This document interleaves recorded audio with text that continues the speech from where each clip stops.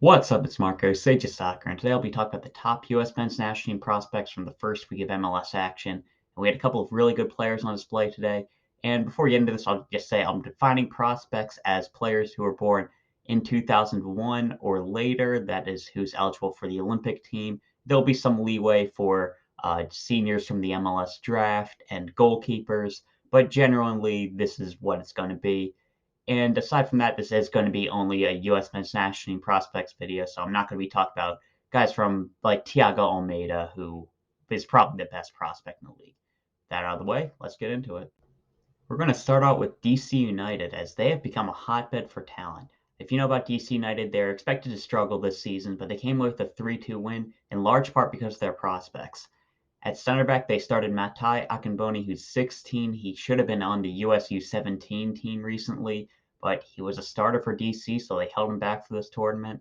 And I have to say, it's really good to see him on the field. Now, it was a bit of a tough performance for him. Obviously, he's such a young player that that's going to happen.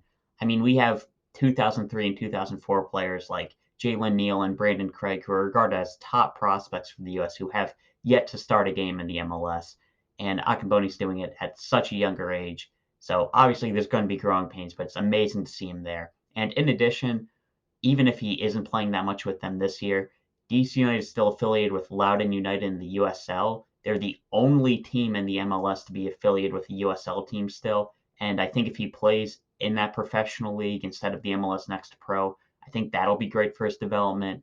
So even though I wouldn't expect him to continue starting throughout the season, it's still amazing to see him doing this. And in addition, the game was won by young players coming off the bench. We had Jackson Hopkins and Kristian Fletcher provide some good sparks, and Teddy Ku-Dipietro had an amazing performance, picking up an assist on a Christian Benteke goal before hitting in the winner himself. And DC United looked like a really good spot for prospects at the moment. I'm trusting Wayne Rooney. He was even doing this at Derby, so I think I'd be very excited if I'm a DC United fan. That's a team that I'm going to be trying to watch as much as I can. Next is New England, and they had a couple of good performances as well. The leading one was Noel Buck, the center mid who's a 2005 player, and he's looking like he belongs in the MLS, which is crazy to do at his age. He's a lefty, he's playing a box-to-box midfielder, and he really doesn't look out of place, which is a very positive thing for a prospect. I'm expecting him to play a huge role in the upcoming U20 cycle with the 2005s, and he's looking everything like a great player. And also, Damian Rivera had a solid game. Didn't get to do too much for New England, but it's good to see them starting prospects. He's a 2002, so not going to be with the U20 team, but decent winger prospect. And New England is another team that's looking like a pretty good place. They also have Esmir Bedraktarevic. Let me know if I'm pronouncing any of these names wrong. And Jack Penayutu, who are two prospects I'm pretty excited about. They've been playing with the US U19s, and I think that they could be good players in the future. And New England is another place to keep your eye on if you're looking at MLS prospects, because there are a couple of good players there to keep your eye out for. Then in the Atlanta United San Jose game, we got to see three good prospects on display. We had Caleb Wiley starting as a left winger for Atlanta. He's a bit more of a left back, but the fact that they trust him enough to play left wing, or maybe that they just like him so much they want to get him on the field no matter what, that's really good to see. It wasn't the most impactful game by Wiley. You know, he is playing out of position. He is still a very young player, but he is a prospect that I think everybody is very excited about, especially in a left back position that's been a bit of a struggle outside of Jedi Robinson for the U.S. So definitely someone to keep your eye on. And also Jackson Conway started at striker. He's 2001, so just Olympic eligible. And he's a target man who, again, didn't have the most impact. I'm not sure if he's going to be a starter for Atlanta this season, but it's good to see him playing. And then on San Jose side, Cade Cowell got some playing time. He started at left wing, and he's looking like his usual lively self. I think that he can make a big impact on games. I'd really like to see him take this next step this season and really become a prospect who's just a can't miss guy who might even push for a U.S. men's national team spot. He was looking really good in a Camp Cupcake when he played, and I'm expecting him to be a very good player for us in the near future. Now I have three right backs I want to talk about, starting with Orlando's Michael Halliday. Halliday was a player we've seen with the U20 group, and he hasn't been the best with the U20s, but I've always said that he looks like a pretty good player in the MLS, and he continued to prove that. Orlando recently moved on from their right back, so they started Halliday, and he had a solid game. He's looking good defensively. He's definitely athletically capable, and his skill shows some promise. I think people, he didn't look great with a Paxton Aronson, a Jack Mcglynn, and Alejandro Alvarado in the midfield. But the floor of these players just keeps on getting raised, and Halliday's looking like a pretty solid prospect. I'd definitely keep your eye on him. Then in NYCFC, we continue to see Tayvon Gray. I talked about him a lot last year. He's just a very good defensive right back, and he was actually playing a bit of a center back more today, so you can't really judge his offensive game too much, but he's definitely one of the top prospects to keep your eye on, similar to Nathan Harriel from Philadelphia Union. And then lastly, we had a Bode Hidalgo out of Real Salt Lake. He only came on at the end, but I wanted to mention him specifically because the right back above him got injured, and Aaron Herrera recently left Real Salt Lake. So there might be some room for him to start. He's a 2002 player, and he might be a very good prospect to keep your eye on because right back, it was a bit of a weakness for the U.S. at the World Cup, mostly because Greg Berhalter was Greg Berhalter and didn't play Joe Scally. But Serginho Dest isn't looking like he's at his best at the moment. Shaq Moore, DeAndre Yedlin clearly just aren't at this level. And while we do have a Brian Reynolds who's playing very well, Fossey as well is looking good. It is good to see these guys in the MLS just really stepping up because I think it could be a position that they could impact them and Dwan Jones is there as well, but definitely some guys to keep your eye on. I held off talking about my union for a long time, so I'm going to get started on that. Leon Flock started for us. He's a 2001 player. I honestly keep forgetting that he's a prospect because he's just been solid for a long time now. Just a good defensive player. I would really like to see him take a step up in his creativity offensively, but I'm not really sure if that's going to happen.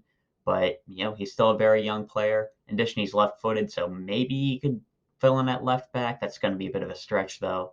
We also saw Jack Mcglynn and Quinn Sullivan come off the bench for cameos, and they didn't have much time to do anything, but I think both of them did look a lot more up to speed athletically, especially Jack Mcglynn. I'm not sure if that was just him coming on late and having more energy than the rest of the team, especially with the Columbus crew that was already down big. But something to keep your eye on. I'm obviously going to be watching the Union. And then with Columbus, we had Aidan Morris, who had a all right game. I think that the Philadelphia Union is just a pretty good team in the midfield. He wasn't at his best in that game, but I think he's still a player that we're pretty excited about, even though he didn't have the best performance with the U.S. recently. And then in goal, we had Patrick Shulte. I actually talked about him a bit when he was drafted into the league in 2022. And I think that he's a very good prospect. He's got good size. He's a former youth national team player, I believe. And I think his ability with his feet was looking decent today. So he's a pretty good goalkeeper prospect to keep your eye on. I'm hoping he gets a lot of playing time with Columbus. Another goalkeeping prospect is Sporting Kansas City's John Pulskamp. He made a couple of very impressive saves for Sporting Kansas City, but probably should have done better on Portland's goal. He's a goalkeeper that we've seen a lot of recently. He's been getting a good amount of time with Sporting, and he's even called up to the U.S. on a couple occasions. And I think he's somebody who could have a lot of impact. He's definitely a very good prospect. And again, Sporting Kansas City could be someone to keep your eye on.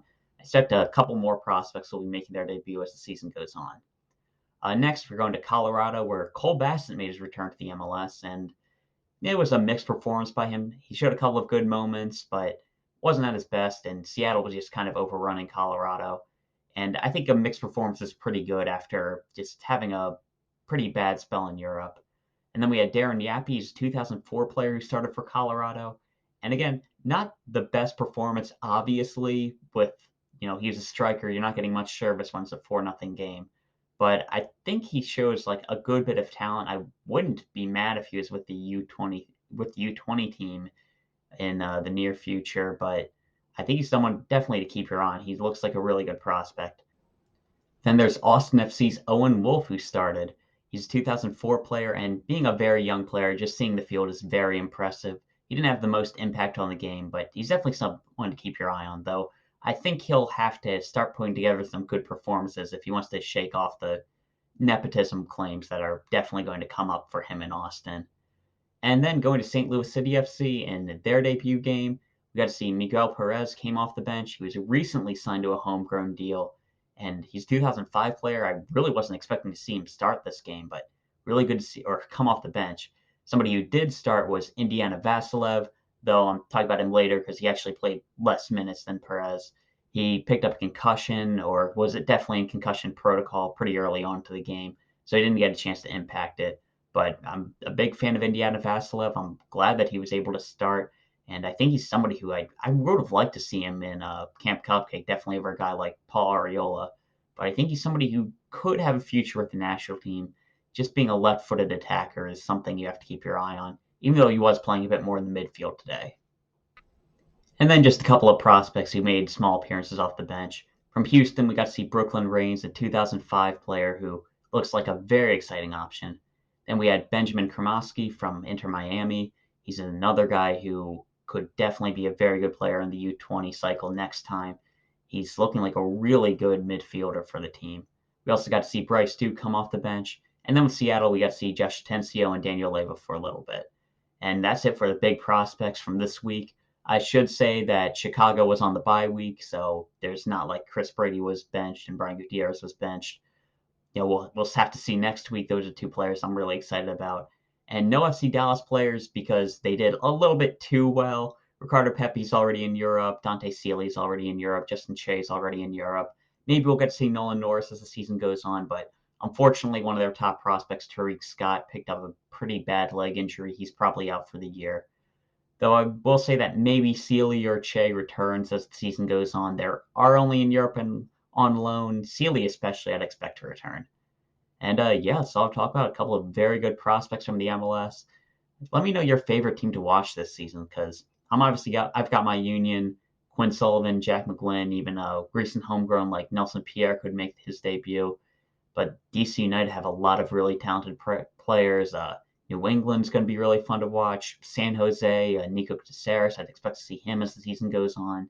And yeah, there's going to be a lot of teams to watch. Let me know who's going to be your favorite. And yeah, so I'll talk about. See you.